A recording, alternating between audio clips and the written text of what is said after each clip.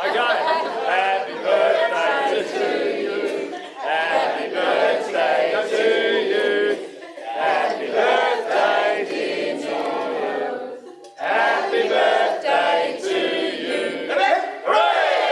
Hooray! Hooray! We decided that we'd join forces to try and storm Neil's citadel up on the hill. So there we were, we marshalled all of our soldiers, and there was Neil up the top of his fort.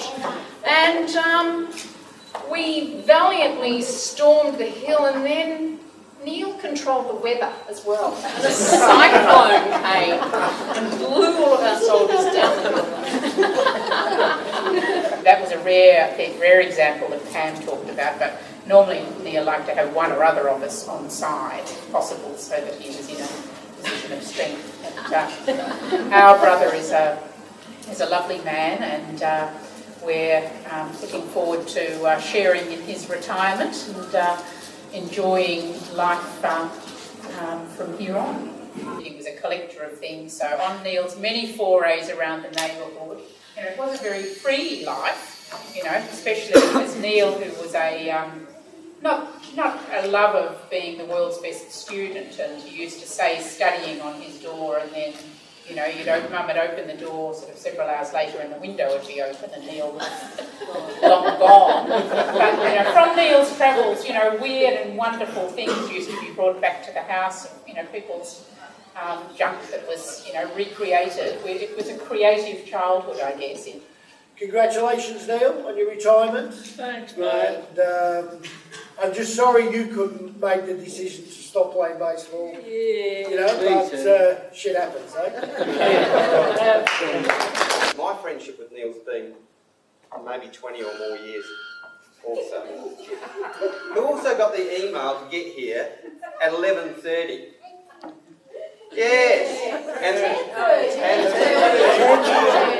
so, apparently we were meant to be here at 12:30, which maybe brings me to the first joke. Sometimes we wonder why friends keep forwarding jokes to us without writing a word.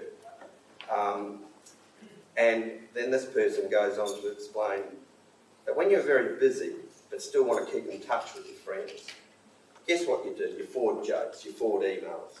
And I know so many of us are on his email list. When you have nothing to say but still want to keep in contact, you forward jokes. When you have something to say but don't know what and don't know how, you forward jokes. Also to let you know that you're still remembered, you're still important, you're still loved, you're cared for, guess what? You get a forwarded joke. Again, that's Neil. We don't speak for months sometimes, right? Open up the bloody email and there's something humorous or something offensive. And you take it in your stride, and without any words spoken, my friend is still there with me. And to finish it off, almost, until Neil gets the right reply, and ask Phil Drew if he could come up and say a few words. As Dawn mentioned, I'm probably the person in here who's known Neil the longest. There's a few months separating us, you're a bit older, a couple of months. There's a photo of us in a pram together, right, in a pram. So we've just been born, we're probably about 6 months old, or 9 months old, and there we are in a pram together. Our families, as Dawn said, we used to live together. So that's nearly, 64, 65 years of knowing each other. And we've had times where we've drifted apart and gone separate ways, but we've always been able to get back together and pick up as if things were never any different. And so Neil's been a great friend. I managed to find a few old photos that you might care to have a look at a bit later on. There. And I might put it there. I put it over here. There's other photos in front of the speaker. Alright, just for the time being. Yep. So these are photos of us over 2 Christmases. I think it was Christmas of 65 and 66 or 67. So the photos are going on, 47, 48 years old. and there's a few of them are starting to show the signs of their age. We like it. Neil loved, Dawn was saying, I loved Donald Duck and Mickey Mouse and Pluto comics. Neil loved war comics. Was that? We were talking Yeah. about that, yeah. War comics. So Neil was a bit of an urban soldier and also an urban bushman. Right? He loved thinking about the bush and we're going to survive in the jungle and all that type of stuff. So we went camping at Christmas time, and the first major camp was at Healesville, and my mum and dad drove us out and to the Yarra River, went down the track a bit with the car, got out, carried everything down the track, crossed the river and set up the tent. And there's a picture of the tent there, not a fancy tent, no floor or anything like that. And those days there was hardly anyone around. We had bows and arrows. We were the big hunters, and we'd go out hunting. There's a picture of us up there in the distance hunting with our bows and arrows.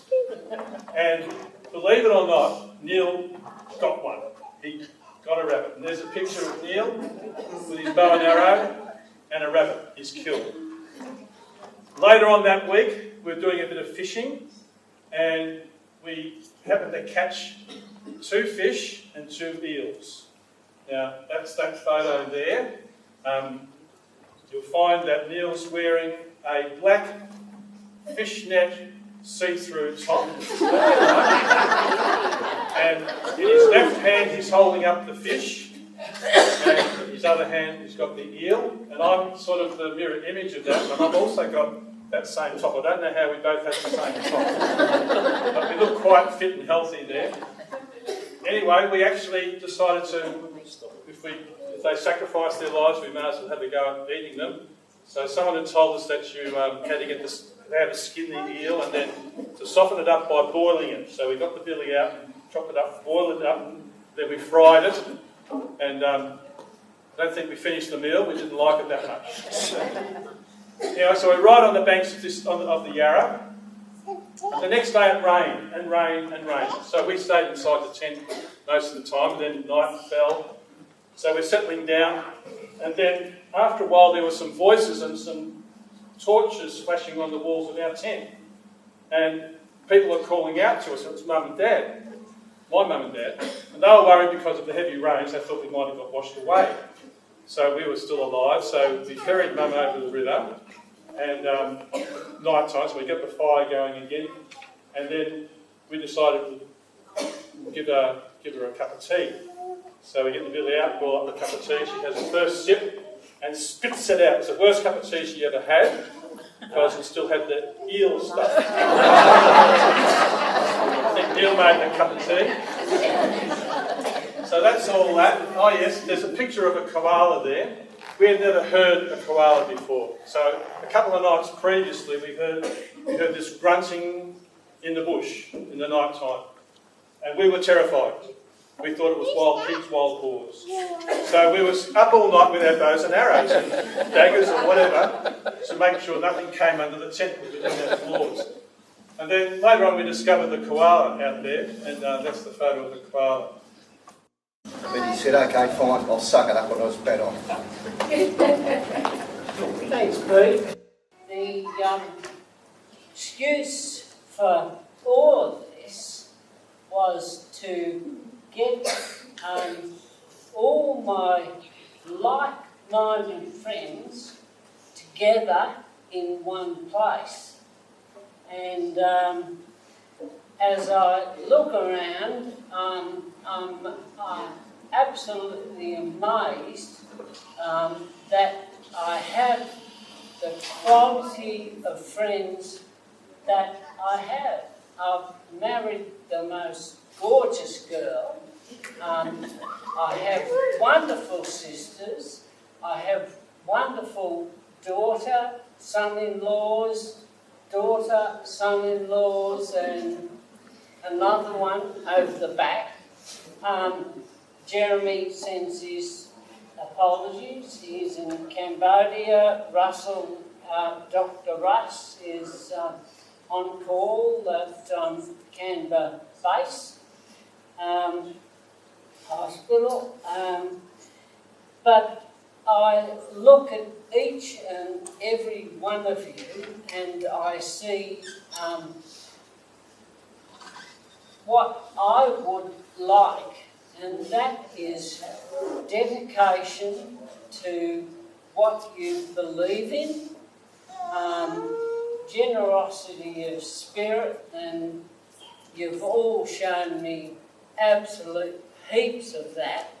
And I imagine that that love and care and generosity that you've all shown me, you also show everybody else in your spheres of influence. You've all travelled a fair distance to be here. I thank you very much for that. Some have travelled farther. Carts is all the way from Scoresby.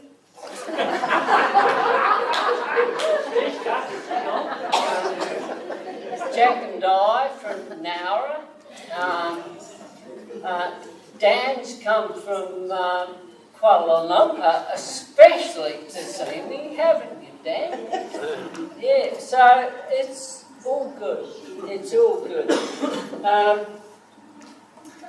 You're all remarkable people, people of quality, and you realise from the circle of friends and family that you have that you choose people as friends that you value their attitude to life, and I love all of your attitude to life, especially Tilly and George.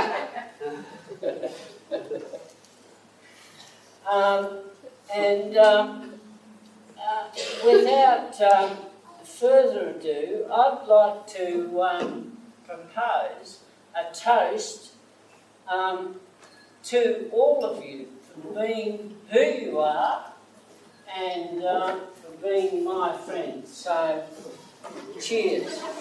Cheers, Tom.